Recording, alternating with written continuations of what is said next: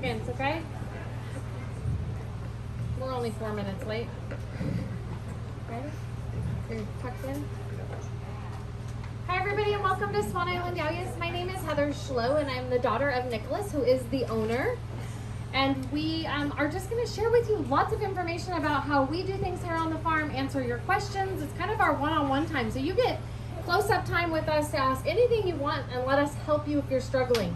It's been an incredibly, I would say, stressful and a year that we've had to make a lot of adjustments. And you might know at home that things maybe just don't feel like they are what they don't feel like they should be what they are, or vice versa.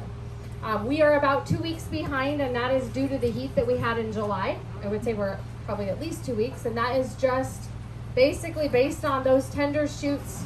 We're just coming up when the heat hit, and so they just go into what we say is kind of like a hibernation mode. So they just kind of shut down, slow down, and just try and survive. So they're not pushing the growth that they would have normally been doing in July. And last week when we had the heat again, the last few days, it just slows everybody down. So it's just been one of those years that you might find that it's not as prolific as we should be. Or you say, last year at this time I had a yard full of blooms, and this year, as you can see in our fields, we are not in full bloom. So it's a lot about water, it's a lot about fertilizer, and the other is just Mother Nature throwing a little curveball to all of us. So it's going to be a different kind of year for everybody.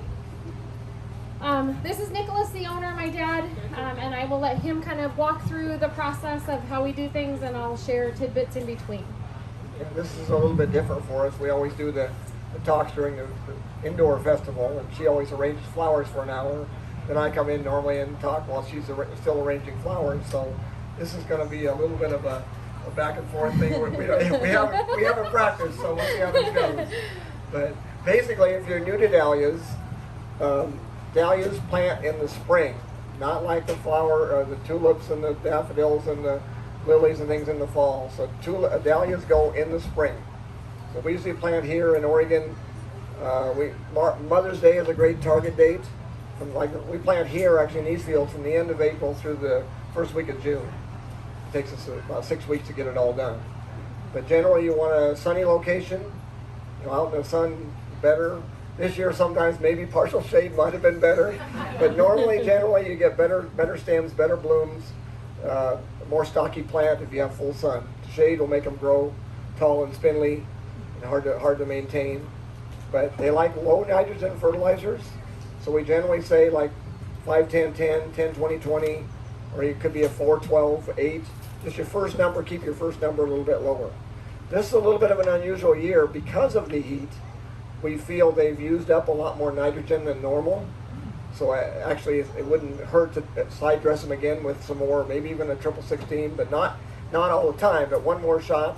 We are actually putting a little bit of a foliar feed on when I spray for bugs. I'm also putting a little bit of nitrogen into it just to help them through the heat cycles that we've had that have kind of burned up a little bit of extra nitrogen. But dahlias, main thing with dahlias is deep watering. We have too many people that water with a hose in the day, every other day, walk out for 5 minutes and do a hose. A lot of that water disperses to the side, really doesn't soak all the way down. You want to make sure your water is getting down 6 to 8 inches.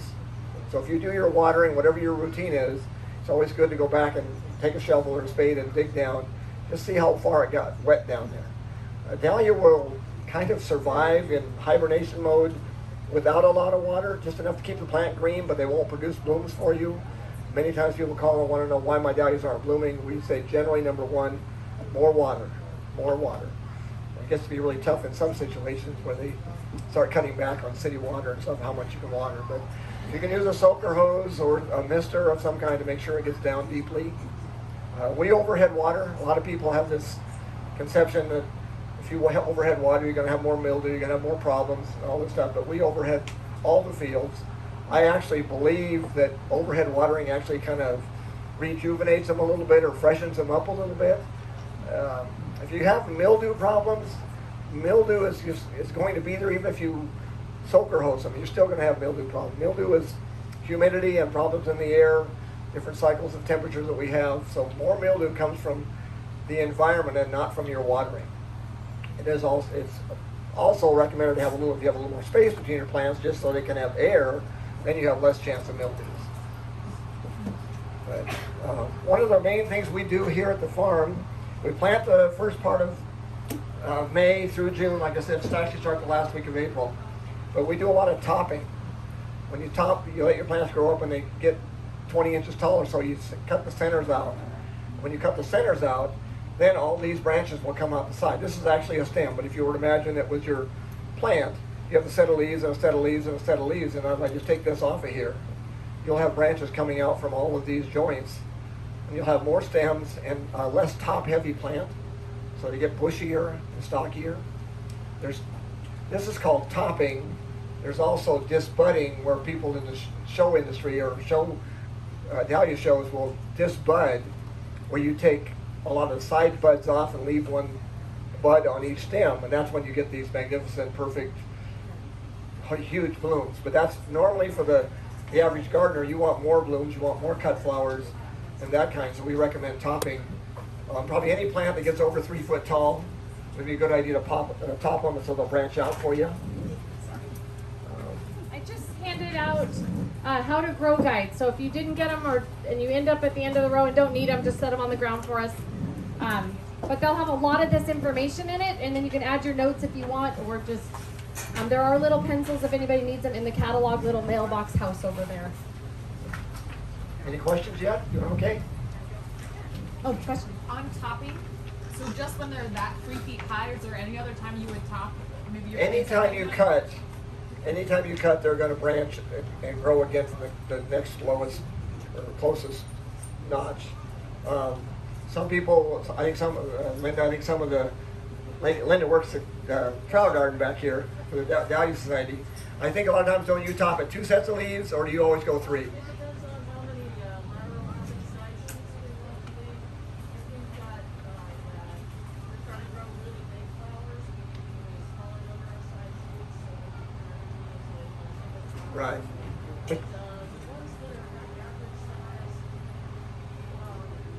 we let them grow like, little 9 stalks.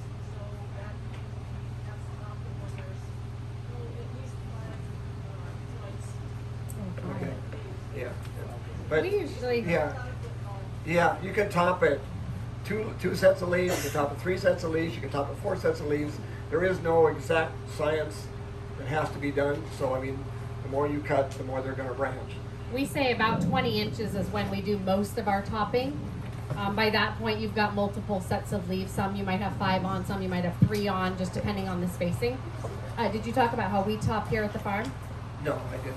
So here at the farm, this just really shows you it's not technical. So we have a tractor and a mower, like a field mower, and it literally gets set at a certain height and it goes straight over the tops of the plants. So, if you're worried, like, do I go down to the next head? Do I go up here? It's really not going to matter. It's only going to branch at the leaf lateral sets. So it's not going to branch in the middle of a stem. So ideally, you can make it much nicer and cleaner by going down to right above a leaf set, and then it's going to send up 2 laterals from there. So it's just nice to remember that every time you cut, even a flower, like he was saying, it's going to send 2 laterals each time you cut, or wherever you cut. So you're creating more laterals, more flowers. And some varieties are just really stocky. I mean, I can think of like Marn is a beautiful orange ball. If you don't top it, you have very short stems, a very tree trunk, very short, compact plant. And yet it's one of our best cut flowers, but it needs to be topped so that it'll send those laterals out. So some people are afraid to do it. It's your first bud, it's your first bloom, and sometimes it's like, forget it. I've got a flower, I am not touching my plant. And it's like, Dave, we want to cry around here on the farm because we've been waiting and waiting for flowers, and all of a sudden he's topping.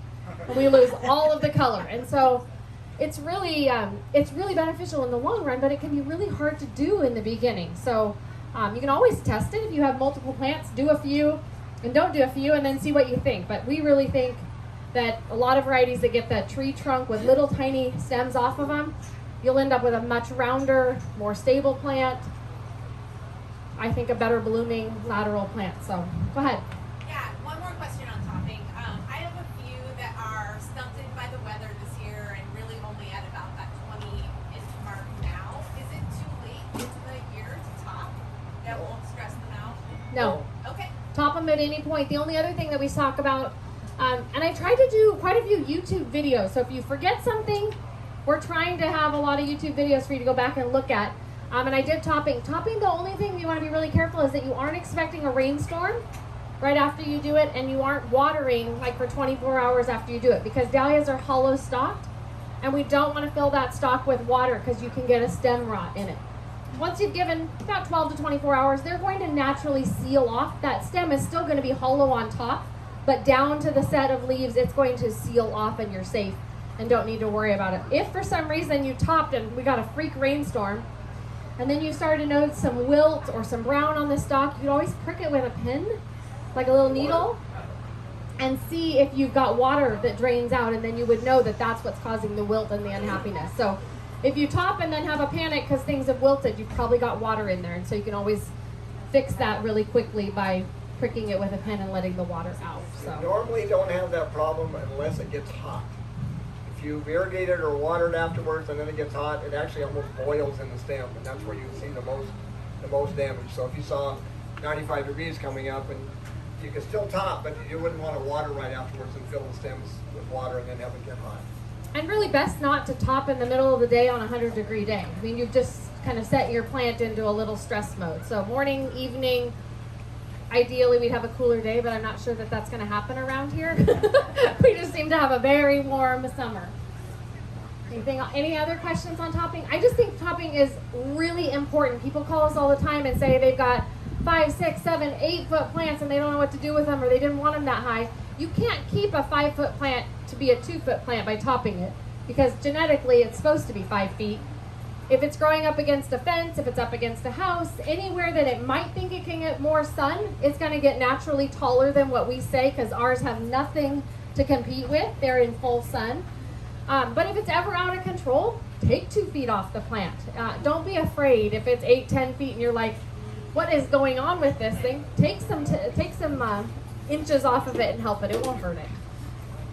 Normally when you have a really, really tall plant, it's either too much shade or too much nitrogen in your fertilizer. Be careful of compost, be careful of manures.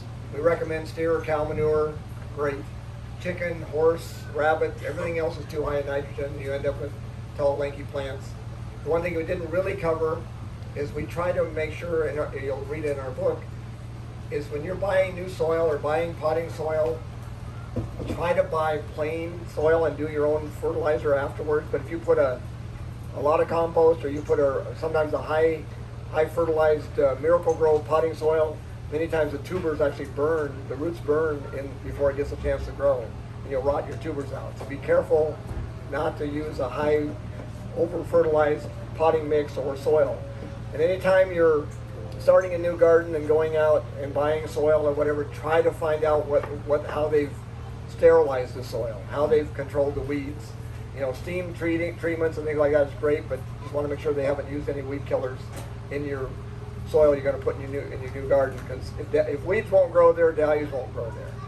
Dahlias are a lot more tender than your roses and any kind of woody type plants, so you have to be careful. No weed killers in the soil. No long-term effects. If you don't have weeds, the dahlias won't be growing. So. Question. Just to be clear, you don't recommend horse manure. Right. Horse manure is too high in nitrogen. Too high in nitrogen, and usually it's full of weed seed, and you'll be really disappointed at how much weeds you have compared to how much dahlias you have. It is, yeah. But really, just steer manure, cow manure is the only manure we really recommend. So stay away from everybody else, as they tend to be too high in nitrogen. I was going to add something that you just talked about. Oh, and soils. When you look at like bagged soils and it says like, I'm trying to think of some of the things I've seen at Home Depot on the bags about like best product to buy, best, biggest blooms, things like that. That means it's just been fertilized like crazy, and it will work for all of your annuals, things that are already established. But just think of a dahlia tuber. It's got to send a tender shoot, and it's got to send out baby roots. And if it's really rich soil, it's just burned to pieces, and then your tubers end up rotting. So just kind of keep that in mind. They need the fertilizer later. They just don't need much to start. They're kind of like a potato. They're self-contained. They don't take a lot of moisture, which is why we don't add a lot of moisture in the beginning, because really they're going to get started, and then once you see them above ground, that's when your signal is, oh, they've established, they're ready to be watered, they're ready to be fertilized, and so on. Eggshells. For like slug and snails and things, or just adding it into the soil? For calcium. Calcium is beneficial. It won't hurt them at all. And sometimes we lack calcium in a lot of soils, so definitely not something you shouldn't do. Would it be like bone meal? If you crushed it or whatever, it would help, yes. It depends on, if you did a soil test, you'd know, you could kind of figure out what maybe your soil needed. But we've never done eggshells. What? Yeah, manure. That would be pretty similar to chicken manure, so I would say no duck manure. No Really llama, no, anything else other than cow and steer. For some reason, I guess the cow's four stomachs or whatever process a lot of it out of it. You seem to process a lot of the weeds out of it. And so anyway, most of your bagged steer manures, and even if you have fresh manure from a farmer, just make sure you put it in a few months ahead and work that in so you don't have a pile there. Bone meal, you always recommend a little handful of bone meal going in. The only problem you have there is if you have some pets or sometimes squirrels or something that neighbor's dog would dig it up or something. So then if you're doing that, make sure you get it down deep and get it covered so they hopefully don't get attracted to it. You don't have to use bone meal. So bone meal is recommended, just a small little quarter cup, eighth to a quarter cup in each hole, but you want to make sure you mix it at the bottom of the hole because just dumping it in and then laying your tuber on it could burn it.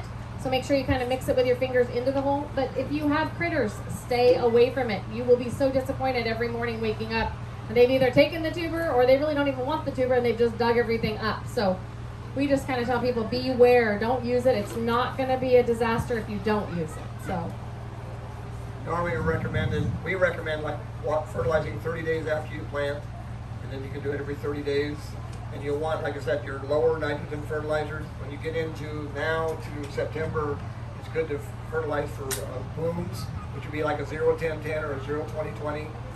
You don't need to be pushing nitrogen anymore because the tubers are now going to start multiplying and getting ready for storage later on. So, I really like Dr. Earthflower Girl, which is a pink bag that we sell. I think it's like a 473. It should be in that bag.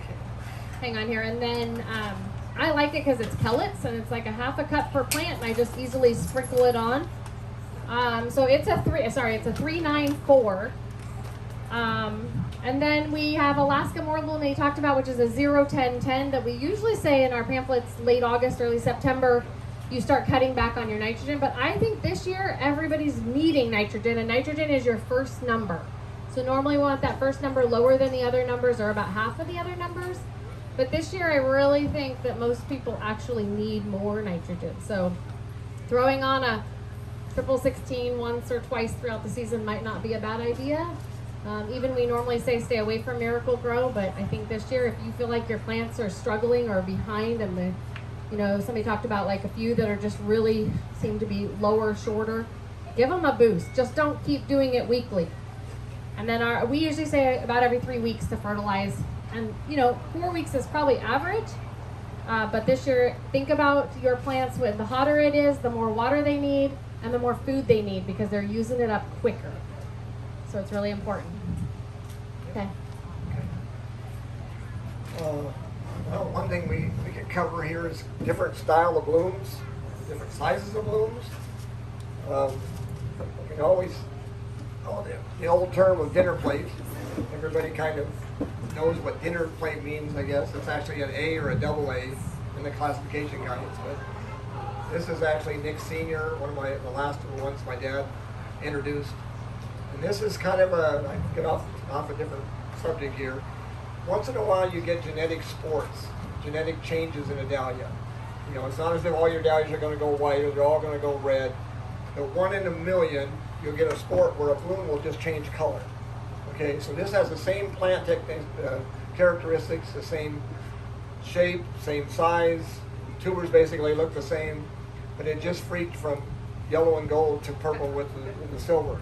And it took us quite a few years to get this to stay right because like 90% of what I had would come back red again. So it took quite a few years to get it clean to where we had this. So this one's Nick Sr., this is my hero. Been very, very popular, and it just happens once in a while. You get certain varieties that will sport once in a while, and many times you can get one bloom, and then that's it. It doesn't stay. where you get half a bloom that changes color, but generally it's really hard to get the whole plant to change to a new color. Normally they don't change shape, they don't change size, they just can change color. But it's rare. It's not common. Your whole garden won't change yellow or won't change to white. We get calls that say, all of my dahlias this year, I had 50 different colors last year. This year I have all yellow.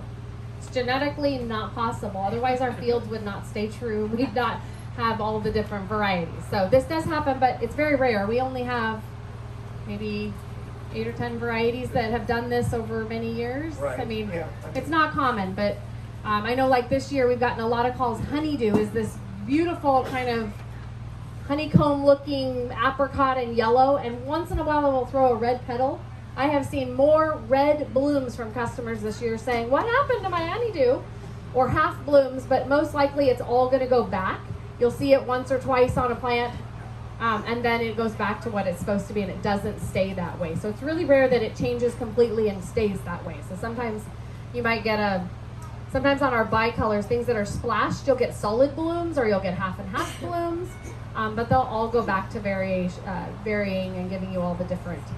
Yeah, the honeydew, we like the reddish bloom. We've tried and tried and tried, but it won't stay. It just goes back to the gold no matter what we've done. We've taken cuttings, anything we do, it just can't keep that. It's kind of a red, rosy. Yeah, it's beautiful, and it's fun when it does it with the yellow and gold, because you just kind of quite a surprise. You don't expect that to be on the plant. Basically, I'll go through some of the different types, classifications. We can basically start more like the wild dahlia would be a single, just one row of petals around the yellow center. It's called a single. And what's really important, I'm going to show just because this is a perfect bloom. When you cut these guys, not all of them are good cut flowers. Some drop their petals immediately. So make sure you look in our catalog or online. If you're looking for cut flowers, make sure you're looking to see whether we recommend it as a cut flower. Most drop their petals or are very fragile. There's an absolutely amazing white called Cherubino.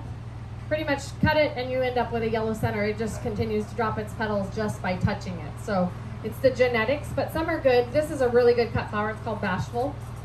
But the important thing to know when you cut it is that the more solid pollen that you can get, the waxy, the younger the bloom, the more fuzz it has to it, the older the bloom. So, because these are really hard to tell the age of them. So you want as much of the solid, real wax and not the fuzz. So the younger the bloom will have more wax.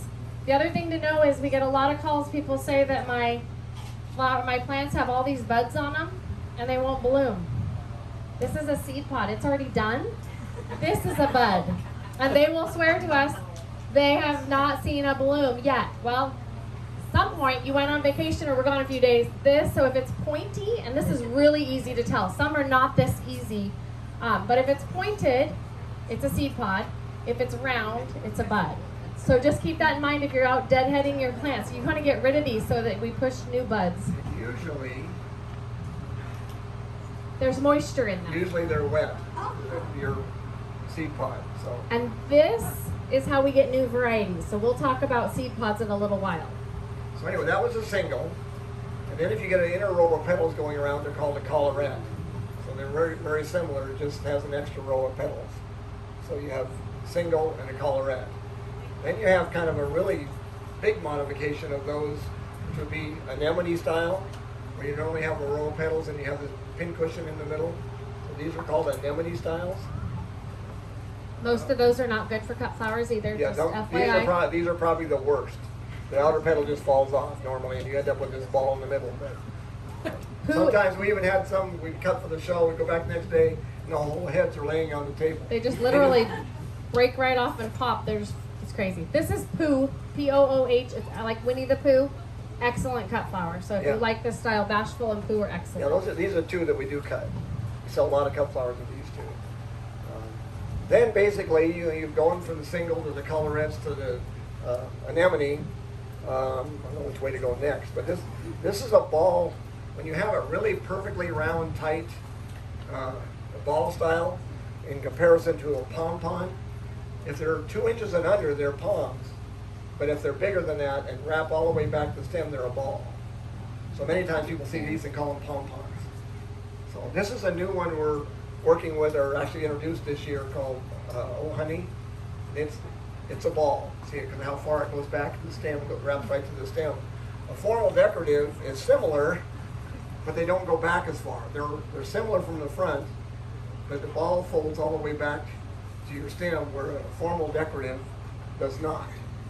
And then you have a variation there. You have an informal decorative. This gets crazy, and don't Okay? feel like you're So you losing have it because it's formal deck crazy. and informal deck. It's pointed or shaggy, but not pointed enough to be a cactus. So it's okay. They're So formal deck, informal deck, and then a ball when they wrap all the way back to the stem. So every, like in our catalogs or our website, you'll see different classification codes behind the name. That's what that's telling you is what style of flower it is. This is a cactus. Sometimes they used to say true cactus. It's very, very pointed and pretty much points narrow all the way back to where it connects. So it's a cactus. Probably, I'd say a very low percentage of true cactuses around. Most cactuses are semi-cactus, which it flattens out somewhat as it goes back. So semi-cactus is very popular. There's many of them on the market. The true cactus is probably 1 in 10 maybe compared to the semi-cactus. But this is a new one we introduced last year called On Point. And it's see how fine and spiky it is compared to these semi-cactus. The other little variation, I don't know, would it be a variation of cactus or variation of a decorative, but they're laciniated or lacinated, where they look like the pinking shears on the edges, they get all fuzzy, split petals. Lacinated. Heather's favorites, or most of flower arrangers' favorites, are water lily. You know, anytime you have them flat and face forward, cup forward, they're called the water lily style. But they don't grow in a pond. We get that question all the time. They don't. Well, basically, and the big ones we had up here, very, very, very difficult to find a giant formal decorative. Almost all the giants are either informal decorative because they're not perfectly round like this, but they're more shaggy. So most of the big ones are informal decks. There are some big cactus or semi-cactus, but very few giant formals. They're a lot less similar to the pure cactus, I guess. But so again, this is Nick Senior, one of my all-time favorites. Yeah, this is my hero. So, yeah, earlier, And then yeah. palm. Oh, yeah, I said, yeah, palm is like a ball, but only it has to be 2 inches and under. A lot of times people are ordering palms and they think that ball is a palm. Technically, unless it is 2 inches and under, it can't be called a palm. So, how are we doing? So, yeah, I guess we have the 99 is another new Yeah, one. so we have 3 new ones that have been named so far. So Oh Honey, which is amazing. If you look on the website, we have a picture we took in our seedling patch, and it is just covered in blooms. It's amazing. And then this is Nighty Night, so another dark that's going to be introduced or is introduced. And then we have a variety called Bedazzled. And if you know the variety Glamour Girl, it is, I think, a B size, so like a 7-8 inch kind of magenta purple, and it's now gone splashed. So it is one of those genetic changes, and we named it Bedazzled. So there'll be a few more that come out. We still have to go through the seedling patch a little more and decide what else we want to introduce this year. Yeah, I normally select the new ones usually about the end of August, just in time for our indoor festival, but I haven't been getting around to doing that yet. So I know they all say, because on the internet, they normally, once we get the new ones named, they'll put them on the website, and everybody, Gabby especially, but Grandpa, where's your new ones? Grandpa, where's your new ones? She's got a question. Actually, it sort of relates to the singles and the collarettes. I noticed when I walked through the display garden that there were lots and lots of bees and bumblebees on those particular forms. And I'm wondering, do they get as more pollen from those all the time than the other forms? They do. So any of those open center style, they can get right directly to the pollen. On the rest of the blooms, they have to wait till it opens as a really old bloom and gets its open center for the pollen. It's much more difficult for them to get down and get the pollen. So if you want to be bee friendly and help your bees, you want those open center varieties that have got the yellow pollen center. We actually have beehives we haven't had them for a few years, but we actually have a whole set of beehives on the farm. We're doing Dahlia honey, which is what I grew up with my grandpa doing, and it was amazing.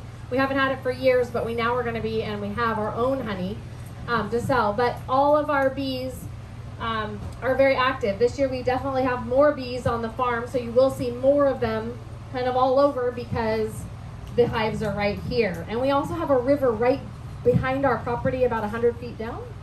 There's the river, and so they love their blackberries back there, they love the water, and they love the flowers, so they're in heaven. So you might see them a lot more than you traditionally would have here. But they're happy bees, they're in the flowers, they're not going to bother you. Yeah? I have a question about, I was trying to build a flower bed that had all the different bulbs for, the different times of the year, and including dahlias. Do you recommend not doing that with dahlias and having them only be in your own pot? Because maybe I was watering them too soon. Some of them rotted.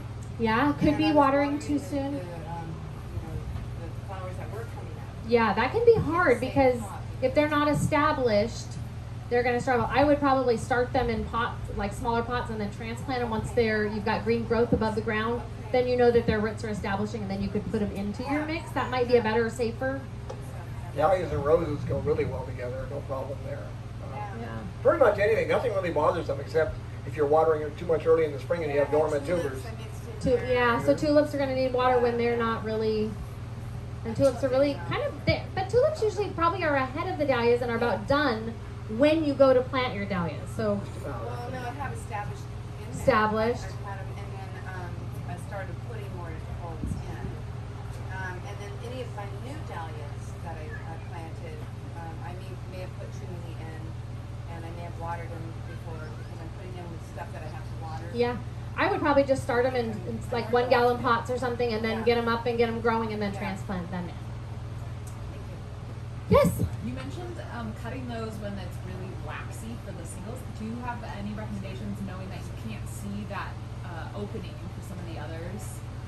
Oh, Yeah. Generally on almost all of our cut flowers, like we're selling and stuff, we say they're actually cutting them at 2/3 age or 3/4 age. They're not all the way open, but enough so you can see the bloom and see the color. But we try to get them on a younger stage. And if they see any older petals, they're normally not cutting that flower. The tough thing is on the giants, is many times on your great big ones, these look pretty good, but generally, by the time you get this thing to full size, your back petals are already getting old. So that's why it's really hard on the big ones. But if you go out and cut it half old, and you think it's not going to get very big, and sometimes it doesn't grow quite as big. But this is full, and these still look really good. These were cut. I did a TV segment on Wednesday, and they've been in our coolers, so they're 4 days old, and they look pretty good. Talking about age, like this is Cornell and Oh Honey are probably very similar. We grab Oh Honey in size, but Oh Honey was cut Wednesday, and you can see it's much fuller if we look kind of at the back of the petal. So I would recommend cutting it like this age for this size of a balloon. Does that make sense? This I'd probably cut probably when it doesn't nearly have this many petals. It probably only has like that many petals showing, and then we'll continue to open. This is Chilson's Pride, and if you want like a dahlia you're never going to get rid of or can't get rid of, this is like my #1 to go cut in the field. Absolutely awesome stems, but you're going to end up with tons of tubers that you can share with the world because it just grows like a weed, I think, kind of. And lasts a long time. Yeah, it's an excellent good cut average flower. 7-day flower. Yeah. So, What's the name? Chilson's Pride, Chilson. It's just one of those varieties that everybody should have. Like, you're not going to have to do much to it. It's just, and when I was cutting all the time, it was like if it was on the list to be cut that day, first variety, that was mine. Like, here I come, because it's just easy to cut and tons of laterals and just an awesome flower. He's got a question in the back. Yeah. We have like one that is not coming up with the rawhide. We have one that is tiny with simple madness, and we have one that is big with no cat. Like those three all in different sizes, and like we really don't have. And I really think we're gonna have some of the cactuses. We can't really find them. Cactuses are hard. Like you talked, those straight cactuses, there are not as many. So if you have a rawhide, is it a rawhide that we sent you this spring? So if it's not up by now, we want to really know by August 1st. But we really want to know in 3 to 5 weeks. If you haven't seen it after you've planted, it's time to dig and see what it's doing. So we'd ask you to dig it up, even at this point, dig it up, send us a picture, or even just call us and tell us what you found. We just like quality control, like to keep track of, are they rotting? Are they sitting and no eye or didn't push an eye? So we just want to know that so we can get it replaced for next spring because they're all guaranteed. If you've got one that seems like it's lacking, like it's just short, sometimes it can be shaded by the others and it will kind of slow down because it's not getting as much sun. And that seems like this year we've had a lot of that because some took off really well in the heat and some didn't. I would give it an extra boost. I would give it Miracle Grow at this point and see if we can jump start it. If it doesn't ever cooperate by the middle of September, send us a picture. We need to get it replaced. Sometimes tubers that get a good start and then stop growing and they stay only a few inches tall, the tuber is rotting from the inside out. So it had enough energy to start and then it stopped because it can't go any further because the rot is taking over and it's just maintaining with what it's got. So we want to know because they're all guaranteed. If you ever have trouble with any of your dahlias, we just need to know what's happening either by picture or by description so we can take care of you because then we replace them. Our final cutoff date is October 1st. So if you ever have trouble and have forgotten to get a hold of us, make sure by October 1st you reach out to us. One thing I always forget when you talk about things not coming up is slug bait. Slugs. And that's why we ask people to dig the tuber, because many times they'll dig the tuber and they'll find you had 4 or 5 sprouts. They all got eaten off. And it came back and tried again and it tried again. So that is the best way to know whether you have slugs out there doing the damage or whether the tuber rotted. But you'll never see it. If you have a slug taking it off, it takes it off minutely right below the soil and you don't ever see a green sprout at all. And you will just see white, blunt-ended sprouts, and it will send 10, 5, 10, whatever it can, and then it can get tired, and then it'll start rotting because it's done. It's tried so many times and never been able to get past that point. Is there a trick to when you cut them, when it has 2 blooms, to make sure the other one blooms and doesn't die in the water? Is there some trick to that? No, so we'll talk about hot water treatment here in a minute. If you haven't done that or aren't used to it, we'll talk about that. But when you're cutting your blooms, you're usually always going to take a few buds, and if it's a bud and it doesn't have any color on it, it's never going to open. Buds do not develop in vase. They have to develop on the plant. So dahlias are a little unique in that. It's kind of a pain because it would be really nice if we could cut in bud form and ship and things, but they don't. They really have to be about half to 3/4 open before they will fully open. So like I said, if a bud is showing color, you will get a partial bloom, but probably not a full bloom. We'll do hot water treatment and then we'll come back to that in a second. I was going to talk about slugs and snails too. The one thing we hear all the time is, I don't have slugs and snails. I do not agree, I have to say. People say we do not have them. You have them. They now have mutated. They do not leave the slime like they used to. I remember as a kid where you could see where the trails exactly. Some do, but the majority, I can go out to my garden and I've got the snails. And they don't leave any trail other than all the damage that they've done. So definitely slug bait and slug bait throughout the season, just because you really don't want to come out to them chewing up all the leaves and destroying, because they do a lot of damage overnight. Yes? Do you recommend Corey's or Sluggo? I like Corey's, but I also say you should rotate what kinds. I think they get used to them and immune to them. I agree with that. I do. I feel like, one year this works great, and the next year I'm like, what happened? So then we switch to Deadline. So I say if you can rotate in your yard, I think you'll have much better success. And both are totally safe for Both are safe. wildlife. I think all slug and snail baits had to change their chemical makeup to be pet safe. So I think that happened about 3 or 4 years ago. The new regulations happened. So you should be pretty safe when you look at, what's in them. But definitely read on the package and make sure. But I think that they are all like dog safe and stuff. Obviously you don't want to have your dog eating it, so I would be careful, but I would kind of just work it into the soil so maybe it's not just sitting up on top. How often do you put it out? I do it about every 2 to 3 weeks, but Maybe even sooner, depending on if you're still seeing damage, put it out again. yeah, just if we get a heavy rain, it'll wash it away, so be careful. Back to the slug and snail killer. If you have free-ranging chickens, I have no idea. I don't don't know whether I it don't- I- bothers chickens or not. I don't know. I mean, they like to peck at anything. Yeah. I know. I would be a little worried. I would reach out to Corey's and say, See if that's a problem. see if that's a problem. I haven't ever heard of it. And my chemical rep that we purchased from hasn't said anything. And chickens are very common now in a lot of people's yards. And he hasn't told us anything like make sure your people that are having chickens aren't, but I haven't specifically asked the question to make sure that I give you the right answer. So I'd feel better to reach out to Corey's and make sure. Okay, thank you. Because I wouldn't want to kill your chickens. We want healthy, happy chickens. I know. So- We have a daughter and a daughter-in-law and the lady renting from me. They all have chickens now, and so we get a lot of free eggs. That's why Love eggs. Free range, home eggs, so much better than store-bought eggs. So I much think better. once you taste them, you're like, what have I been doing? So definitely don't forget about slug bait. Slug bait is very important. I think we should cover pests. Or where are you going to go?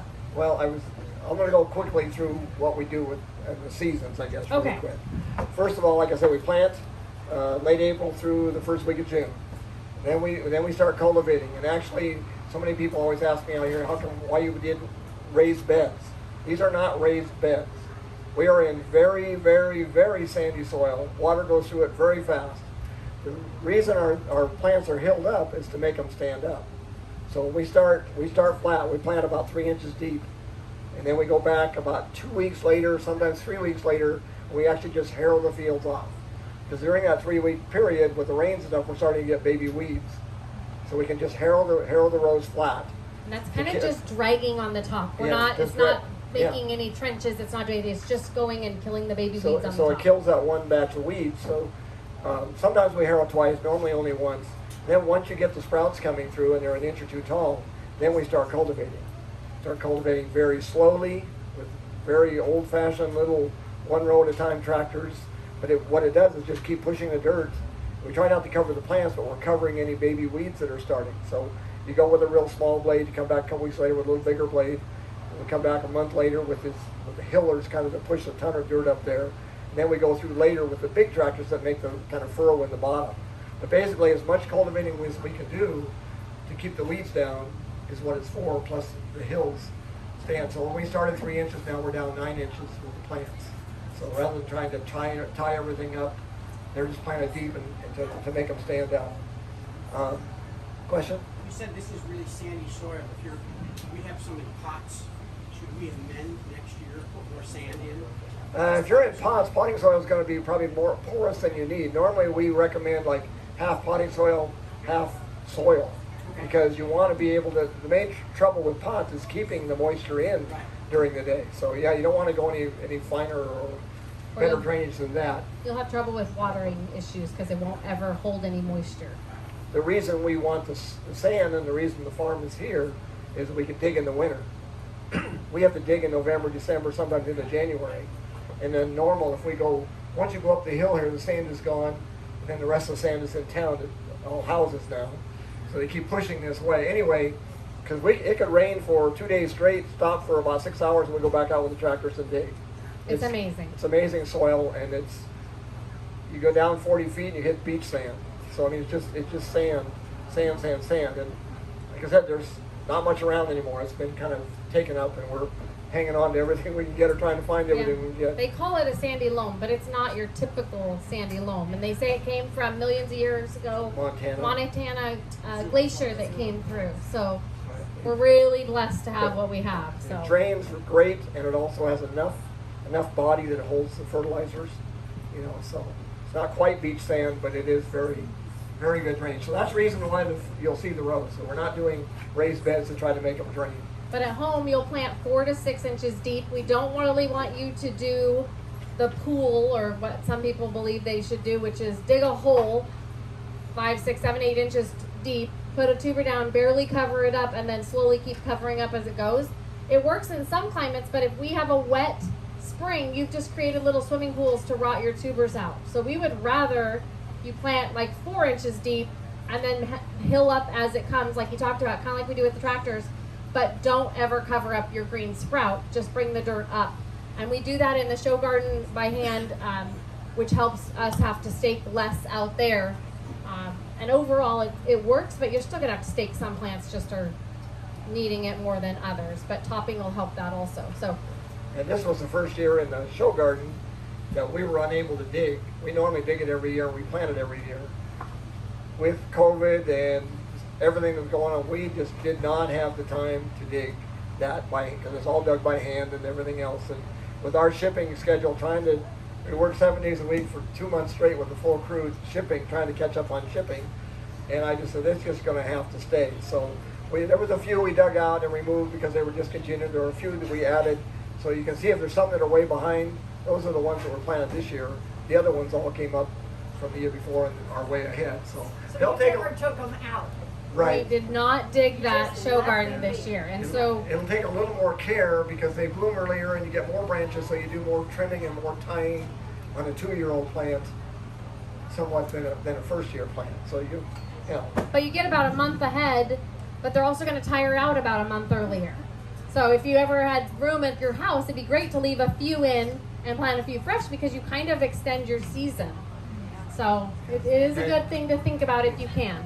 And actually, most people either don't want to do dahlias because you have to dig them, or they end up leaving them on the ground and losing them sometimes if they have really heavy soil. But we really recommend that if you have any decent drainage, or even don't, that you can leave some in and put plastic over the top during the winter, put some dirt on top of the plastic, leave that there, and then dig them up in April and divide and plant back out. So sometimes you can leave some in and see how they do, but more people have better luck storing them in the ground than storing them in their garage, next to a furnace, next to a water heater, going back and they're all shriveled up. So you have to be really, we have ideal conditions. Like we have the big warehouse, has a basement underneath, all the barns are dirt floor, they run them at 95% humidity. We can leave the tubers out, sitting out all winter in the box and they're going to be fine. But most people don't have that kind of storage area, and it can be very difficult for them to store. I left a couple in the ground this year, just as your website told me, covered them with plastic and then mounded dirt on top of them. So how many years can I get away with doing that? Did it work? They're beautiful. They're They're beautiful. gorgeous. They're about, as you said, a month ahead of the new ones that I planted. So now I'm wondering, though, how many years can I get away with that? Your dahlia will really tell you. I mean, if in 4 years it's going downhill, next year I'm going to dig it up and divide it. In 5 years, if it's going bigger and stronger than ever, keep it going. We recommend about it by every 30 year doing that. But some people have really good luck letting them go a long time. We just really believe over time, it's going to end up spending more energy on dahlia tuber production rather than bloom production. So if you feel at any point that it just doesn't feel like the blooms are as big or it's not as prolific as it was, then I would tell you that's your key that the next year it needs to be divided. But yeah, if it works, I think leaving them in and covering them with plastic is amazing compared to digging everything. But just beware that when a second year or third year or fourth year clump is left in the ground, it's going to send up 5 shoots instead of 1 or 2. It's going to send up 10 shoots or 15 shoots.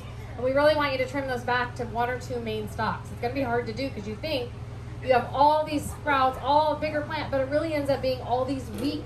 I just spoke with a lady before we started, and it just ends up being lots of little stalks all fighting and competing rather than nice, strong, and it's more falling over, more difficult to maintain. So you really want to pinch those back to 1 to 2 sprouts.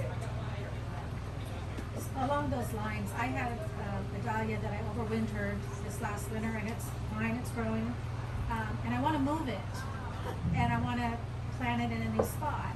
Do I do it in the fall after it's done growing, or do I wait, overwinter it again in the ground and move it in the spring? You should overwinter in the ground and move it in the spring. Move it in April when the soils are warm, or even May, but you'll start to see the sprouts come up in April like you have in the past. But yeah, putting it back in dormant and the soil's going to go cold and wet, not really a good idea. Having that fall clump probably would make it, but just not recommended. It would be much better to move it in the spring. Okay, thank you. Yeah, we say once you've disrupted the established roots because they are spring planted, you have to start over in spring. So if you dig them in the winter or the fall, you need to store them till spring and then start over.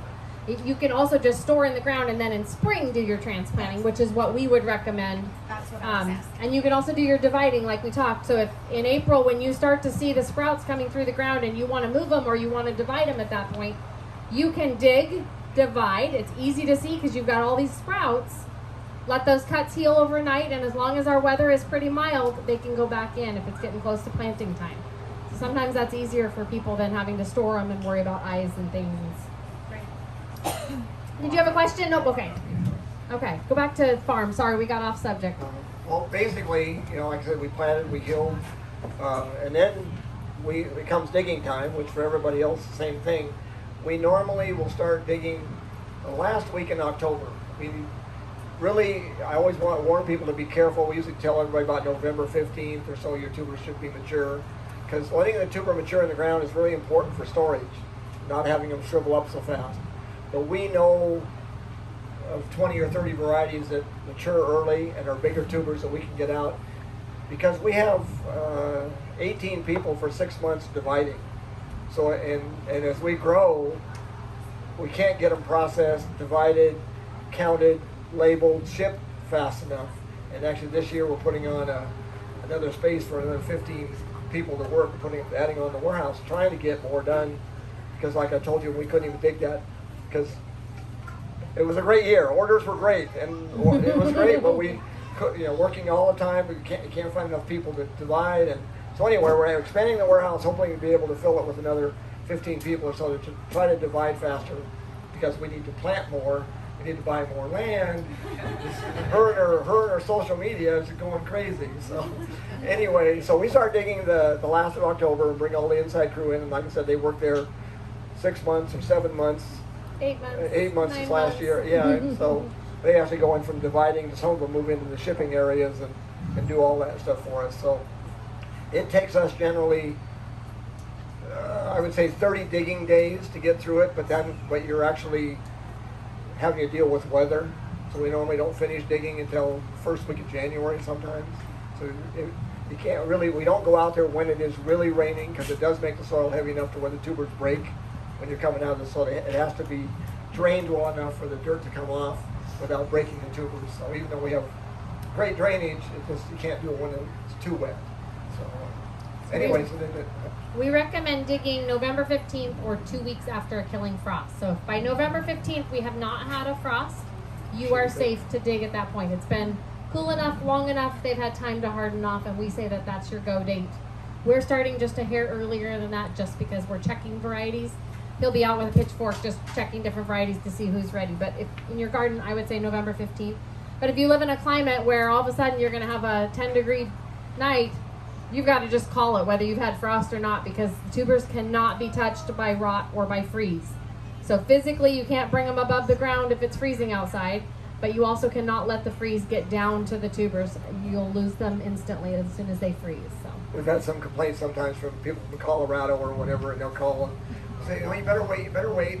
Well, and boom, it's 15 degrees and doesn't go above freezing, and they get mad at us, and we're going, well, we told you you should wait a little while, but we didn't know what your weather was going to do. So there's been years, way back in the 80s, that I can remember ice picking many varieties out here with a hot van running right there beside them and going and getting 10 clumps of each one to try to save, because it turned out to be 15 degrees for 7 or 8 days straight, and it wasn't warm enough, and it got a lot of, it can happen. We had about, probably 10 years ago. Yeah, but that wasn't as bad as the 80s was really bad. Yeah, and so we were just literally, the minivans were parked out on the paths, and they were digging and going straight into a hot van with just 10 clumps of each variety, so we would save them. We were going to lose the crop, but we were going to save the varieties that we could. So, yeah, craziness. So anyway, I talk about digging. I dug a couple clumps today, and you can see these are way immature. Way too early to be digging. These will be shriveling up tomorrow and wrinkling because they're not ready to be dug. So they're too thin-skinned at this point. They're just right now starting to bloom. They have a green plant. They're not doing much tuber production. You can see they're putting out some babies, but they're really not doing much yet. So this is what we'd plant. That's a mother tuber. That's what we planted. You see the darker skin, and then the new ones that form. And actually, all of these will probably end up to be tubers by the end of October. I mean, this is really way too early to be doing this.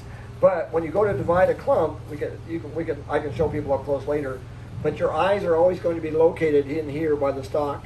This one is one of, I would say, I'd give to beginners. Pink tubers, white eyes. Can you see some of those See those maybe? white You dots? can I look don't closer know. and we'll show you at the But end. this would be a very easy one to divide. And you would cut it with an eye connecting to the tuber. If you cut these tubers off this way and take this piece, all you might as well eat it. It's not going to grow. It's just like a potato, but it's not going to. A potato has eyes on the outside. Dahlias do not. They only have eyes connected to where the stalk was. So you would take a knife in there and you would cut this off like that and connect this out and then save that for next year. It's heartbreaking. People bring us buckets or boxes and loads and they've snapped them all off. And I Yeah. say what you've done is snapped them at the neck. So their brain is still on last year's stock and you have nutrients, but you have no brain to do anything, so you're not going to get a flower or a plant. This is another very tiny, these will all get at least this big or bigger. We here plant, well, if we're on this clump, I suppose we plant this one, but we normally plant stuff much smaller than this. We take the tubers, and each tuber clump made 3, 4, 5 that are sellable. The rest of the little itty bitty broken necked or cut in half is what we plant out here. So people are always thinking, well, you must plant clumps, you must plant, No, the little single tuber like that's going to grow. It's going to grow a plant. Generally, if I had a tuber this size, it would bloom a week or 10 days before this one. But they'll all end up the same, and the small tuber actually makes more tubers. Small tuber will put out roots faster to protect itself or to generate itself. So if we plant great big tubers, we can dig that back up at the end of the year, and sometimes that's all we get with 3 or 4 babies because it's lived on that big tuber. It doesn't need to reproduce tubers. It sends a plant up fast, but it doesn't produce a lot of tubers. Every variety makes different tubers. So if you're familiar with any of the varieties, like Caliente or Imahati makes these big, giant, like sweet potato looking tubers. Cafe Ole makes a decent tuber. This year I wouldn't say it was big. Then you have things like Peaches and Dreams, which makes like a pencil. These long, and Caliente is really long and big too, but some are little tiny. Japanese Bishop is like smaller than a golf ball. I mean, it's just little, and it's just the genetics of the variety. And we get the call all the time that say, you sent me the most horrible, tiniest tubers.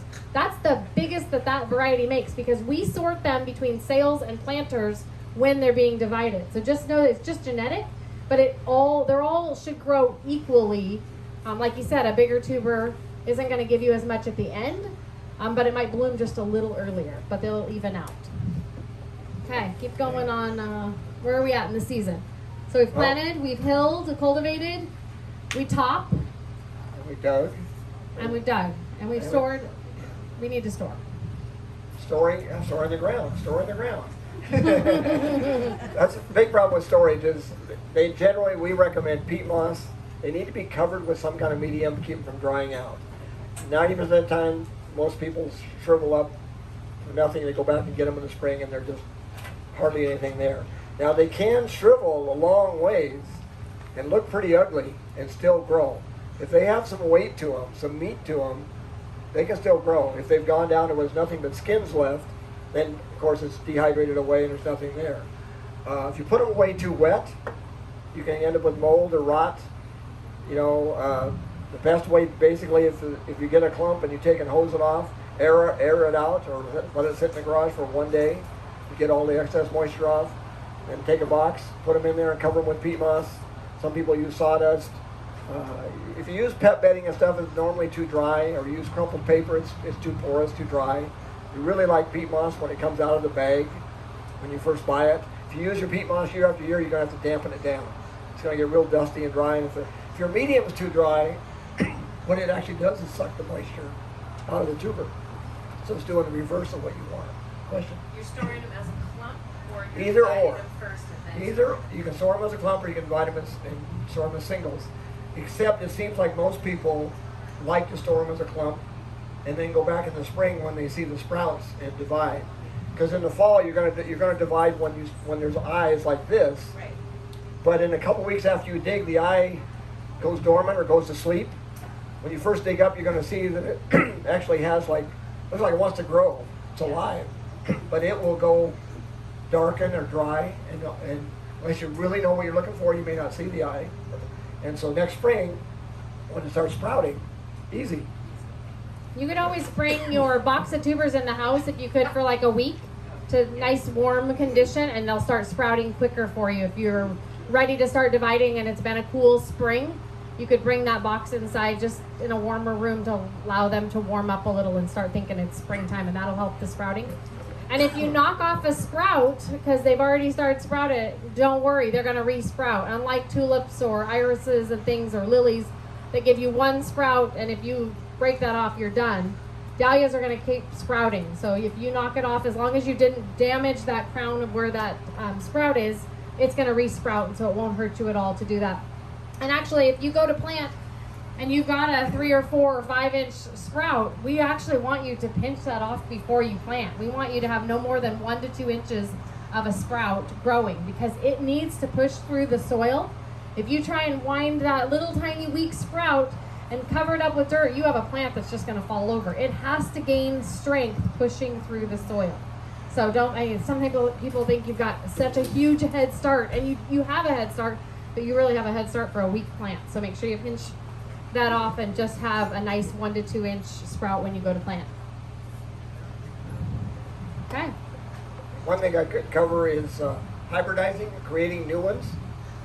Other than that, we showed you that genetic sport with changes, which rarely changes. We do almost all of our hybridizing from seed. When a dahlia bloom dries up, and it actually forms a seed pod like she showed you here, we pick those in October, and then we dry them for a few months in the winter. So you'd leave like some of your old blooms starting in what, September? Yeah. Because you need it, it's going to take a month or so for that old bloom to dry up all the way to a seed pod and have time for seeds to develop before you pick it. So if this is something you wanted to play with at your house, everything that we talk about here is 100% unique to those seeds that you have in your yard, because the bees have cross-pollinated, and who knows where they've gone, and you only know the mother plant that you picked that seed pod from. Yeah, a lot of people do hybridizing by touching a bloom to a bloom with pollen, and still you don't. I mean, it's not as if you're going to get 50% of this one and 50% of that one. You get everything and anything in between. And the problem is, the wild dahlia or original dahlias from Mexico were all generally open-centered like these. Like a clematis. Clematis or whatever, so they have a lot of pollen and they're open. And when you do seedlings, no matter what you cross, I think, and especially for me, I don't do individual crossing. I do planting of certain things beside each other, so the bees will give me the best chance for crossing. You could do it the other way around. I don't have the time anyway. So, but generally, if you were to get 1,000 seed, you won't get 1,000 seed out of one. You might get 30 or 40 seed. But if I planted 1,000 seeds, I'm going to get 75% opens. But many have too many petals, not enough petals, 2 rows of petals, odd shapes. Missing petals. Just a lot of times people think they're pretty. I mean, we have to try to stay with certain guidelines for the American Dahlia Society for them to have registered to fit into certain classifications. There is a novelty class you can get away with stretching some of the combination of the rules, but like I said, most of them are going to be open center type. I really don't hybridize for any of the open center ones, but every once in a while we get one that I really like, and we end up introducing it. Generally, there are some hybridizers that will come out here and see these in the fields, and you got to throw that junk away. Get it out of here. Don't let it touch my seedlings. So some people do not want any of these around if they're doing their hybridizing. But that's the easiest to get seeds from, because the bees are able to cross-pollinate the easiest with those. So yeah, I can go out and pick thousands of seed off this one, and then some of the ones, my special ones that I keep every year from. Some years I'm getting 3 or 4 seed out of a seed pod. Some years it just won't make seed. And then I have this variety over here that is actually like a full dahlia, yet it makes 20 or 30 seed on every seed pod. Some are good seed makers, some are not. So we pick seed in late October, and then you lay those out and they air dry. Very important not to put them in a plastic bag, and they're going to mold and stuff. So yeah, I get them out in big flats and have fans blowing on them for a month or so, and then when they dry, basically they just crumble. I've got a video, I think, on YouTube of us doing the breaking apart and then So showing the seed, I don't know if anybody, they're tiny. Just They're like on my finger there. like I said, something like 30 or 40 in the seed pod. We sell seed. We say 100 seeds. You probably get 200 seeds in a packet. But again, you don't know what you're going to get. And you can always do like a wildflower thing and plant them. We have neighbors that come buy a seed packet and they love to plant it, and who knows what they're going to get. And they really don't care, and they don't keep the tubers, and they start over next year, and it's just for fun. But you could end up getting a prize dahlia out of there. We just don't know where the bees have been and what's in that genetic, because it's mixed from all the seeds that we pick. But they're fun to try. I would say your success rate is about a 50 to 75% success rate when you plant the seeds. Germination. Germination. Yeah, usually 75. Every year kind of varies, but normally 75%. Some years are better, and they are odd in that, well, like a tomato will germinate in a certain amount of days exactly. Dahlias will not. There's quite a 2 week span that they can. So you all of a sudden will see, and you think, oh, I've only got 3 out of that 100, and here, 2 days later, here comes more. 2 days later, it's really odd how they sprout. So we start them in flats, then they're put into plugs, and then they're transplanted out in May after any danger of frost. Middle of May. They're planted. We do about 15,000 seedlings, and then 5 years later, we're about 10 that we introduce. And each one of those 15,000 is 100% unique to anything we already have. They look a lot like them, but they're genetically it's unique. And we just try and find something better than we already have, something different, something we like. We're looking a lot of times for cut flowers. We're looking for big guys. But sometimes things just strike us and you have to introduce it and we keep it. But we're watching it, so every year the Dahlia Society has kind of regulations or restrictions. They would like growers to grow them a certain amount. I think it's 4? At least 4. To make sure they're true. Do they stay true? Are they good?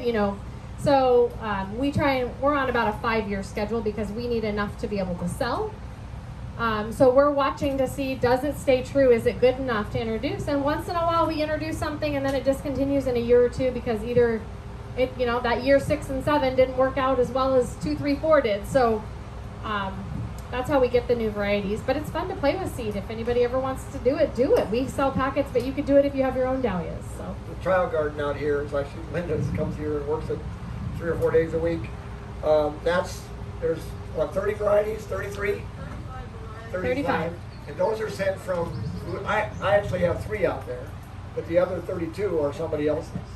So that's not our trial garden, that's a trial garden that represents hybridizers from around the U.S. that want to have theirs scored, classified, put into the record books. We actually compete for medals. The top seedling in each category is given a medal. There's like 8 trial gardens, and they put all the scores together. So they're 9 or 8? I think there's 9 or 8. I know 1 in Canada, and the rest are in the U.S. So everybody sends like 3 plants. Yeah. 3 plants of each variety. You reserve spots at these trial gardens, and then at each trial garden there's an organization or a group that is running the trial garden, and then there are dahlia judges that are coming in, and they're judging the bloom. They're really not judging for cut flowers or best garden plant. They're doing a bloom quality competition. And so it's funny say it again. Show quality is if you were going to enter them in a fair or a dahlia bloom competition is what they're judging for. So we would say some of our best introductions that we love maybe don't score very well because they aren't perfect dahlia classification blooms, but we like the plant or we like the cut flowers out of it, we like the color. So you have to decide, is it an exhibition that you want to compete with, which we note with a ribbon in our catalogs, or do you just want an excellent cut flower? So those are what those kind of different things mean. But sometimes they can be both. Sometimes they can be great cut flowers and great exhibition flowers. But not always. Not always. So, any I just wanted to say, one question that I get a lot is how long does it take to get from the seed to a planted flower on it? Oh, Same year. Yeah. That seed, yeah. planted seed, didn't grow into a full-size plant, that's still that first year. Yeah, so that little seed is going to give you flowers the first year, but it's going to give you a smaller clump because obviously it hasn't started from a tuber, it started from a seed, so it takes You get it just about gives- 2/3 clump or three-quarter size clump the first year. But it's kind of fun, something to think about. But But back anyways, in there, but their trial garden, the trial garden is out here is like, we get questioned so many times, well, I want to buy that one, I want to buy that one, I want to buy that one. They're not ours. There's only three, like I said, three in there that are. So we can generally, after the judging is all done, we can find out whose they are. We don't know whose they are. It's kept anonymous, so the judges don't know who's they're judging. right. So we actually, we actually just refer them to the Portland Dahlia Society. Yeah. When if somebody ever wants to know what a T30 is or T18 is, we'll just tell you to contact the Portland Dahlia Society because I think they can they're do- going to have the names of it, and they don't release it until the judging is done, which I think is in October. They release the names of the varieties and who the grower is if you really want to have them. But some of the growers only have 10 tubers to sell. They're just a backyard hobbyist or somebody that really has a passion for it. So not always will there be 100 available to sell or so. There's been a few years, I buy a few out of there. Somebody's always got something that I want, and so we buy it and then grow it for a few years and are able to sell it. We multiply it up. So I find some good ones in there. Hey, two major things we haven't talked. We haven't talked bugs and we haven't talked hot water. Okay. Go for it. Which one? Okay, I'll do cut flowers. How's Okay, that? okay. So if you're unfamiliar with hot water treatment on dahlias, it's probably the most important thing I can tell you. If you've got growing down, you need hot water treatment. Dahlias are unique in that we treat them all in hot water, 160 to 180 degrees. It's not boiling. It is not your Insta-Hot. You're usually just a little too hot. You don't want to cook the stem, so you want to be 160 to 180 degrees, which means you're probably going to have to heat it up on the stove, and it's probably about where bubbles are starting to form. But use a candy thermometer or something and test your water and kind of find out what your where your temperature is. You're going to go out to your garden. You might be out there an hour, half an hour cutting. Don't take your water with you. Bring them in. We're usually in the field no more than about an hour, maybe an hour and a half. We bring all of our bunches in. We have hot water tanks that are set at the proper temperature, so we have kind of a cheating system. You have to heat up water. We don't. And then you're going to put them in 2 to 3 inches of that water. Needs to be in a metal or plastic style bucket. No glass jars. It cools too quickly. So plastic or metal, 2 to 3 inches deep. Put them in. You want to make sure that your bucket is tall enough or short enough that your bloom heads are not down inside. So ideally your stem needs to be at least 12 inches or so. If you only have a 3 or 4 inch stem, you're going to cook your bloom from the steam. Just as it would burn your hands, it'll burn your flower petals. So you want to make sure your bucket is short enough that your stems are out. I know sometimes it's hard. People will call us and say, I only have a 3 or 4 inch stem. You say it's a cut flower, but I don't get long stems. Very few varieties make stems that are longer than 12 inches or longer than that between leaf sets. So you're usually going to have to take a bud or two, and that's just normal. Don't be afraid to do it. I know it's hard to do it because you can see another flower is coming, but you're usually always going to take a bud or two with you. Let this sit in that hot water for at least an hour, minimum of an hour. Ideally, it gets back to room temperature, but obviously on a warmer day, it's not going to cool as quickly. So we tell you an hour is minimum. You will know that it worked if you see this dark brown on the stem. If you do not see this, something was wrong. Water wasn't hot enough, glass container, something would cool too quickly.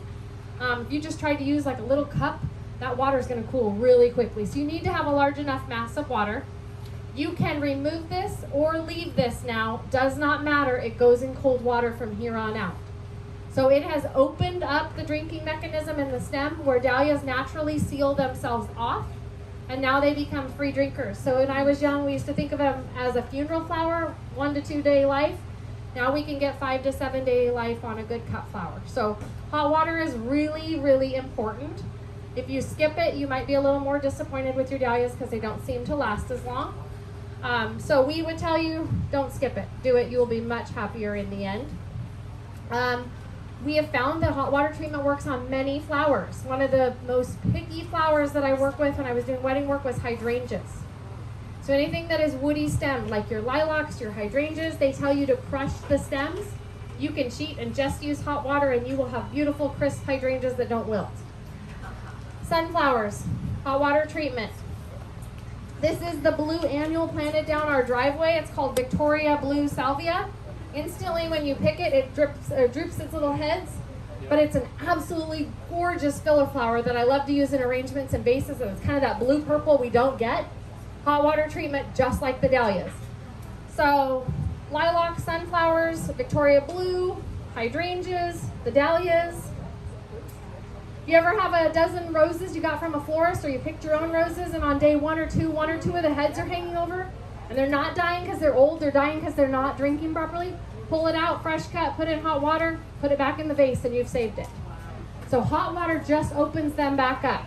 Yeah? A flat cut or an angle cut, doesn't matter? Either. I use clippers sometimes. Most of the time I use a knife and naturally give them an angle cut. I don't really think it's as crucial. You do get a bigger water or a bigger surface for it to take in water if it's an angle cut. But I really think most importantly with dahlias is because they're hollow, you don't want to smash it, because then it has a hard time drinking. So make sure you try and keep this in a stiff form. So using something that's sharp enough that you don't crush the stem is most important. Commercially, when we're cutting cut flowers, they may cut at an angle, but when they get done with the bunch, they hack the off flat. So they're pretty much cutting them flat. Pretty flat. When they go We into don't hot use water. any big slicers. We're on single stemmed with knives. So But we do like to use Floral Life. So Floral we Life. use Floral Life in our hot water treatment. That's when it So goes it's a up. flower food. Some people do aspirin, 7-Up, all different sugar, different things. Floral Life, obviously, we know is sweet because dogs like to drink the water. It doesn't tell you the ingredients, but it must not be harmful on it. I'm assuming it does have some sugar because we know that sugar helps with the color. And the only thing is, if you have too much sugar, then you have too much bacteria growing too quickly. Remember that any leaves in your water, especially with dahlias, grow bacteria the quickest. So try and have clean stems and pull all your leaves off when you put them in your vases. But use the flower food. If you can only use it once and you're kind of skimping on it, just use it in hot water. If you can continue to use it when you change out your water daily or every other day in your vases. It will really help. For some reason, dahlias grow bacteria fast in vases. So, yes? Can you repeat? I think you said it's okay to remove all of the Brown? portion of the stem, the brown portion. Yes. And it still has the same effect. Still has the same effect. It's worked all the way up. It's just the portion that actually sat in the hot water that gets a discoloration. And if it's a dark stem, it's going to turn lighter. If it's a green stem, it's going to turn brown. And even if I was going to float those big giants in a pool, I'd hot water treat them all and then snip them right below the bloom, and then they'll continue to take up water. So It's not sealing that stem. It's opening it up. So yeah, it's opening them, and they just drink so much better with that. I mean, we can leave, it's kind of crazy, and we don't sell this or do this, but we can find a bunch that's been in the field a day or 2 or 3, bring it in, put it in hot water, fresh cut, put it in hot water, and really to the natural eye, you would not notice the difference. Hot water can bring it back. I mean, you'll know quick. We normally do a hot water test, and we didn't do it today. I didn't even think about it. A lot of times we cut a bloom, let it sit out for a few hours, and then put it in hot water, and you get to watch it perk back up. But we forgot to do that today. Yes?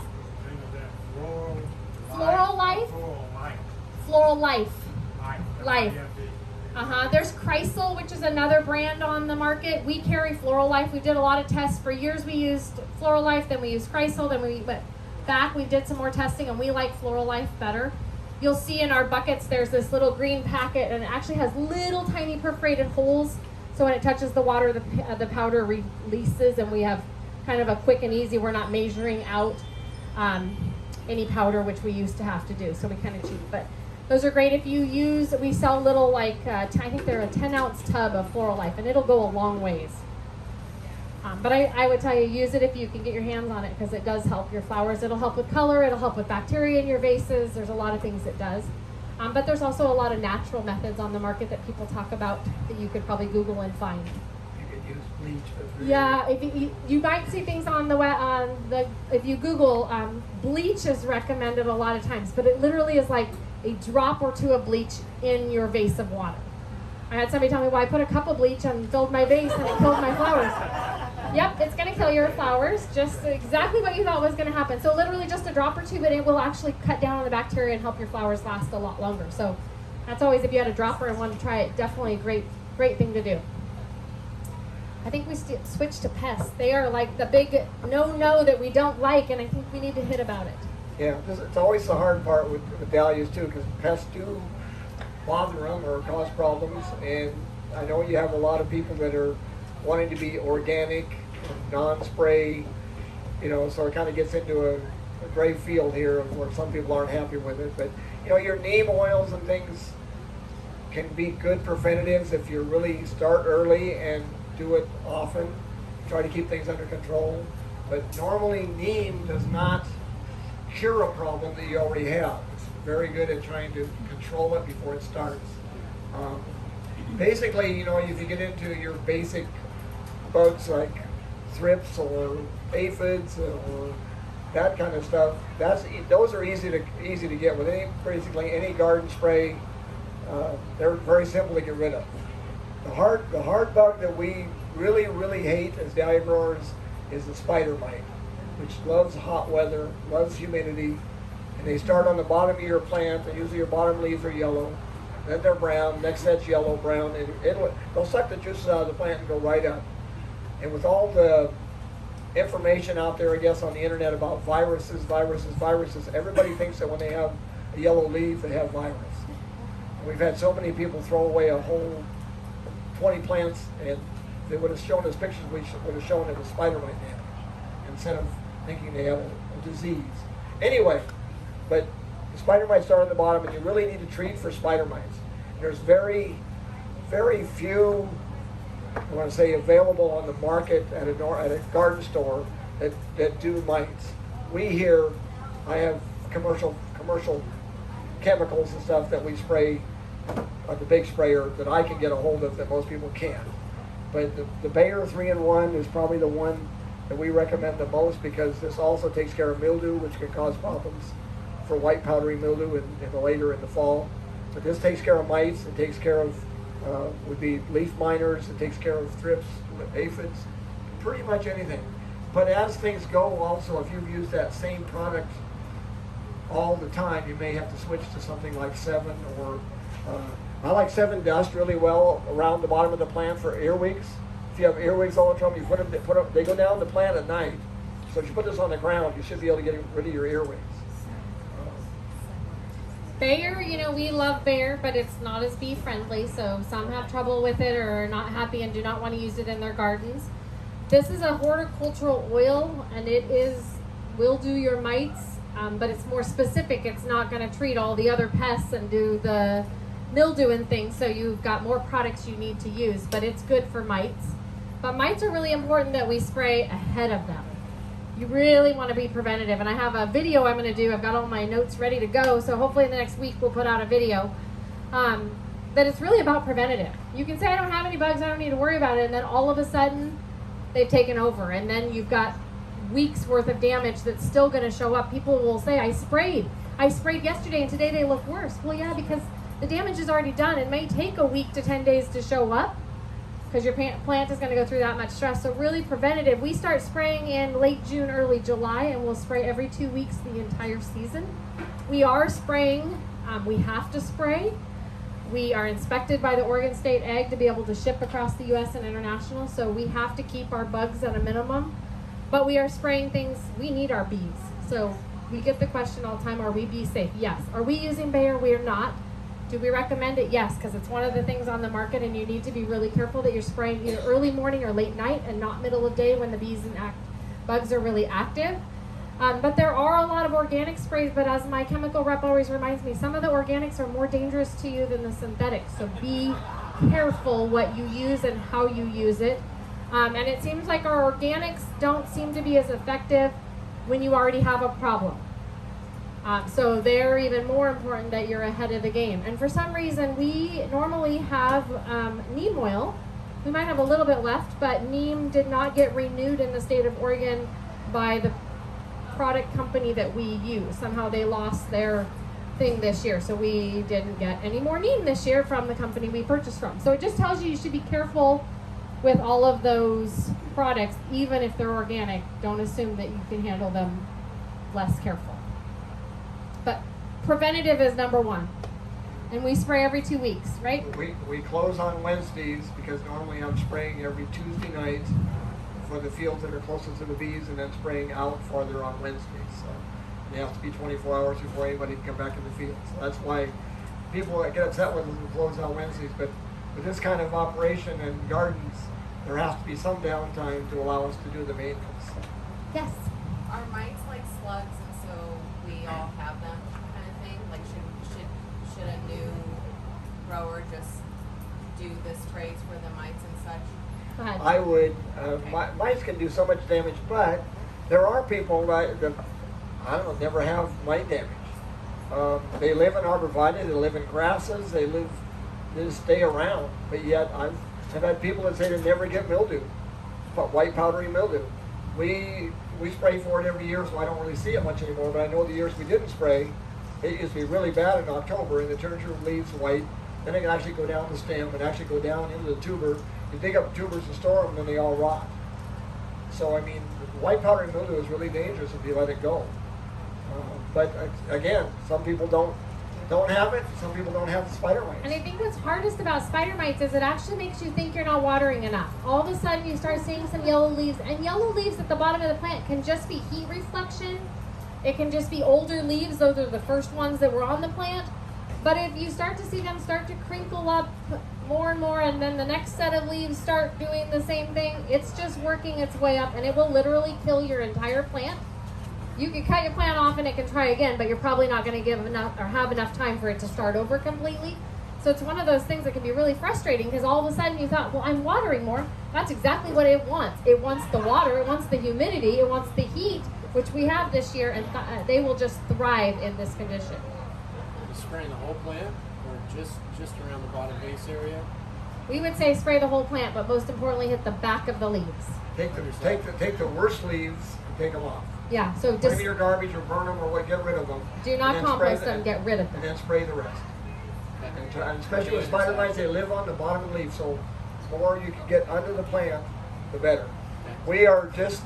I knew you were going to go there. I'm excited.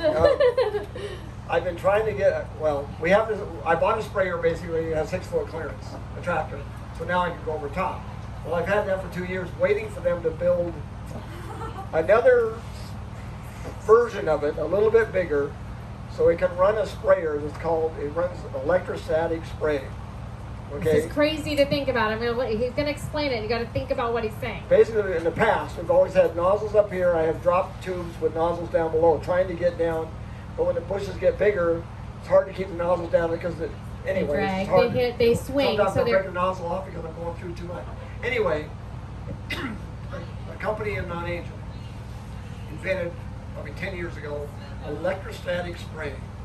Okay, so the sprayer and spray, everything is being electrically charged.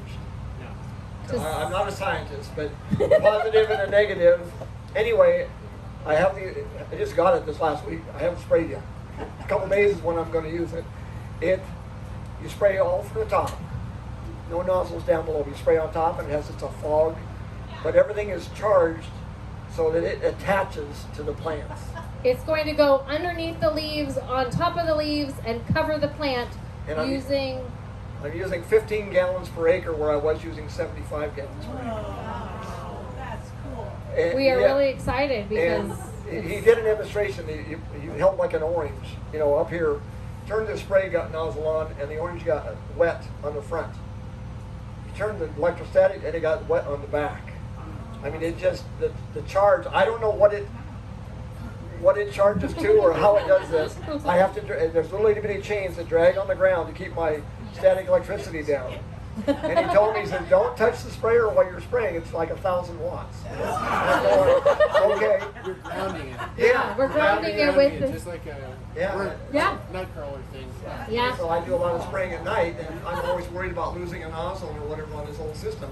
Now I spray, 2 feet above the plants.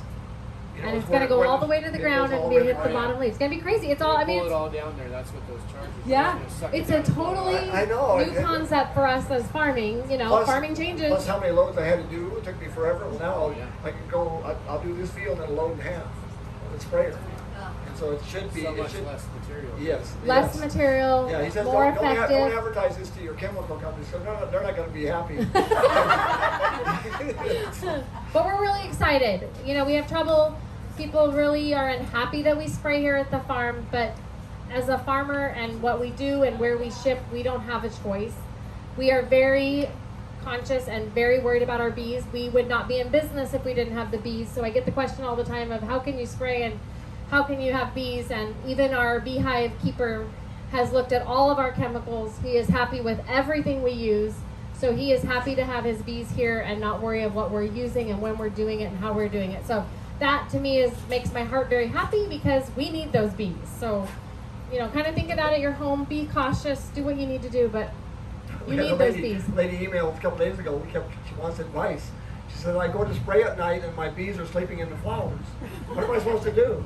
I said, well, you're going to have to wake your Just bees be up. careful. Spray around, touch a plant, wake them up. So you said we can't get what you have commercially. What would you recommend that is something we can find locally, whether it's... Well, I don't know. Sometimes certain farmers or people have the ability. I use Avid, AVID, for spider mites.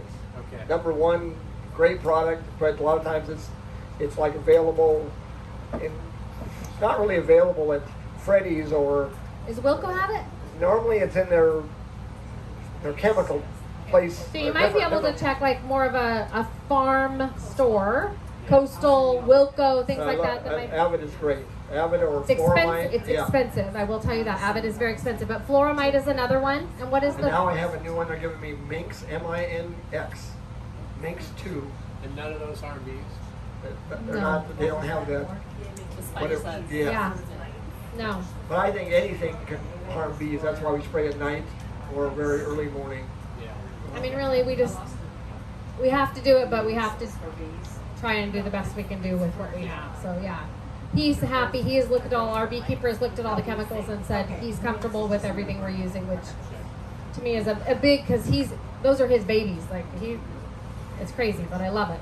Yes? And what was for the powdery mildew? Was that the 3-in-1? 3-in-1 is really good, but any fungicide, Daconil, Funganil, if you look for any of your rose sprays and things that talk about powdery mildew, any of those will work. Pretty much your same sprays for roses will work for dahlias. And if you get a bunch of powdery mildew, it's going to be really hard to get it off of the plant. All you're going to do is stop it and protect your new growth. You almost have to just try to hand wipe it off as much, but just by spraying it on the plant, the white's not going to go away. It's kind of like the spider mite damage. Once it's there, it's there. You're not going to get rid of it by spraying. So the damage has been done. It's going to continue to show up if it's been a bit. Spider mite damage is really weird, like you said. I mean, you can look at it and know you have spider mites, and it's really yellow. When you spray, you've actually done a good job and killed most of the spider mites, and yet a week later that foliage is going to be worse. Because the damage was already done inside of the leaf, and then the leaf gets more yellow. Then at some point it'll stop and get better. And we've actually had times where in the field, a plant basically is 90% no leaves because of the spider mites. It just wiped them out. Well, then just almost like cutting a flower off or cutting a stem, right at those joints, here comes new leaves. Once you've got it under control, it'll send new leaves out again. I mean, you may have lost half a year, but it does send new leaves right out of the same stalk. How are we doing? We're learning lots? Yes. Yes, I love it. So those of you that registered for the class, we put in a drawing to give away some goodies. So if you didn't register, you won't be in the goodie box here. But I would like to do those, and then I would we'll stay around and answer questions, and he can kind of go over and show you eyes and clumps and dividing. Basically, we're not going to go crazy in dividing just because we don't have a whole bunch of clumps to do because it's too early, but at least it'll give you an idea. But I would like to tell you guys thank you so much for coming. Since we have had to modify our festival, we had to make this decision back in late April, early May, whether we would have the indoor display and do what we normally do. And it just didn't seem like the right decision at that moment that we could honor and move forward with. And at this moment, I'm actually really happy that we did not, since we did make a reverse, that we went ahead and now we made a reverse. Trying to control the crowds in that indoor room is not something I really wanted to worry about, nor did I want to make you pay or tickets or things like that. So we just felt like modifying this year, spreading out the festival over 2 months, doing things like this. I'm going to put on arranging classes. We've got painting classes. We've got rotating food trucks and things. So we're just kind of spreading it out in 2 months so we can spread the people out and do things like this. So we appreciate that you've come and taken the time to come and enjoy. And if you can, come back in a couple weeks when they're blooming. Yes, enjoy the display garden, but come back and see the fields in a few weeks. Well, we grab the basket. So I may have some people in here that have already left, but we'll see. So the bag down there. Okay, so these goodies. Okay, so the bag down there I think has a gift certificate and some fun supplies in it. I thought you was gonna make me draw. No. But we may not have these people here. So Jennifer Millsap. That's you. So you get the purple bag with the gift certificate and goodies in it. Yay! Okay, so then we're gonna do the pink bag of fertilizer. Thank you. You're welcome. I have Joy Steiner. Did we get it? What do you want, a knife? We have a dividing knife, floral life, or a pencil, an indelible pencil. No, dividing knife. Just make sure you put that on your. I'll put that in my check There you bag. go. So we didn't talk about the dividing knives, but they are amazing. They're like a big hook. They're like a linoleum or a carpet knife, but they do need a metal file to actually sharpen it. But it's perfect for dividing. It's what we all use. Yeah, so we use them as when they get like that most of the time to be more of a cut flower. We use those in the field. So I have Dan Carlson back there. What do you want? Floral life, fertilizer, or a pencil?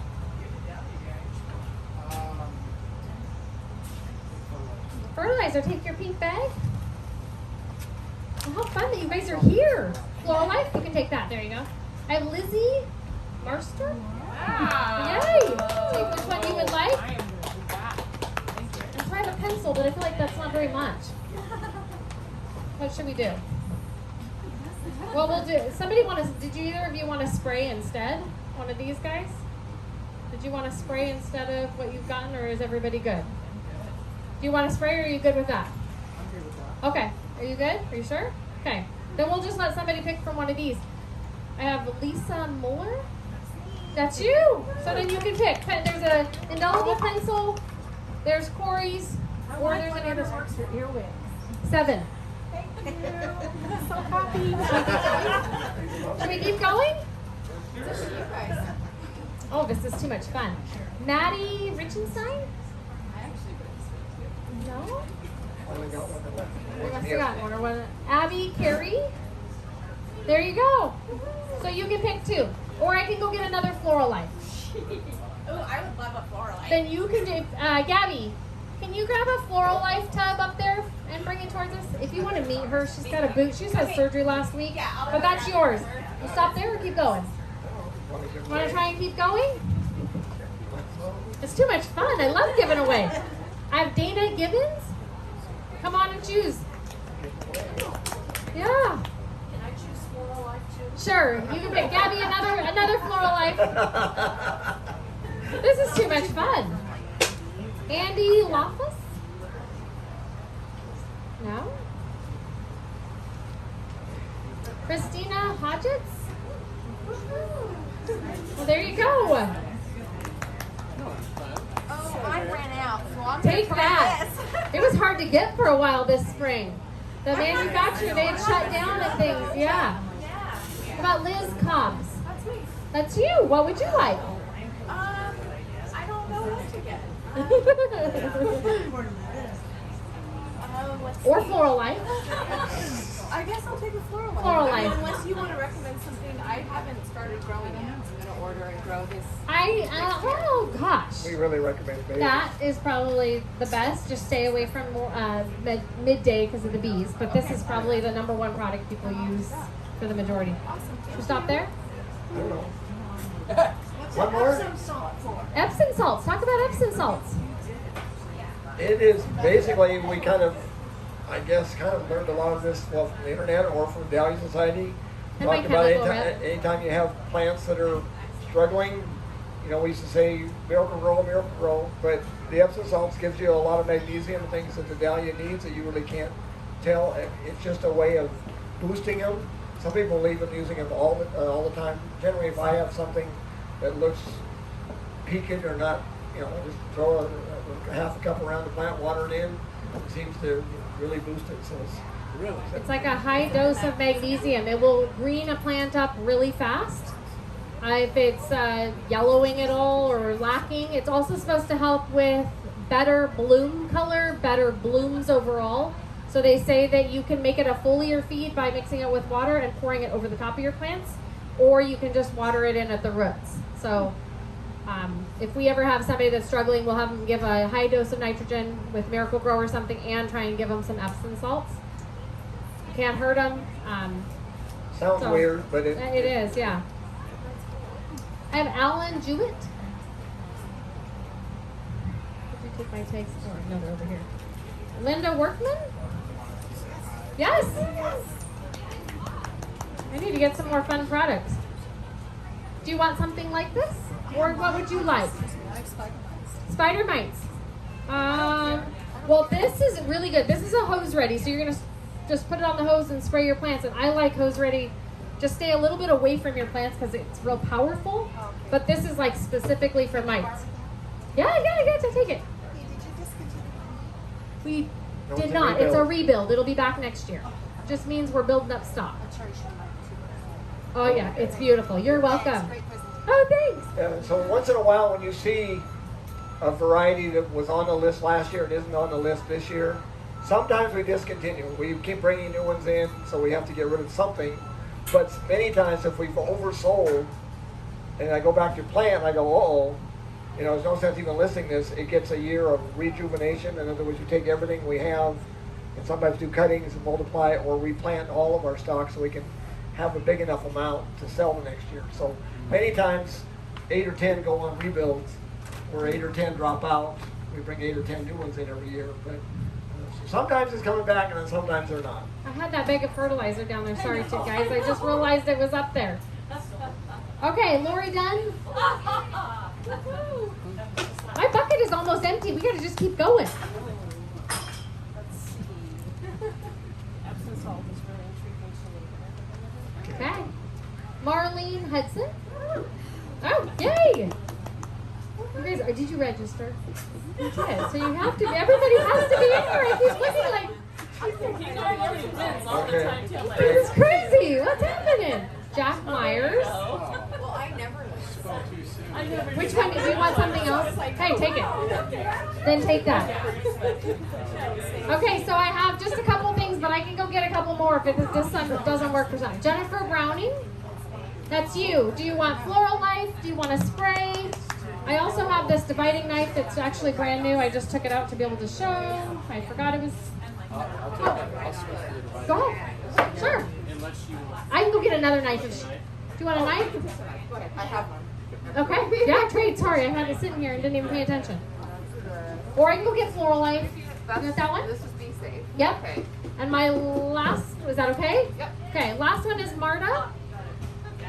That's you. What would you like? A knife. I will give you a knife. Can you give me a knife? She's just going to get it. Perfect. We must be able That's to all hear. my registered people. If you only registered your name and then did like 3 tickets, I only have it once because it wouldn't give me separate names. So thank you everybody so much for coming. Thank you. Thank you. Really helpful.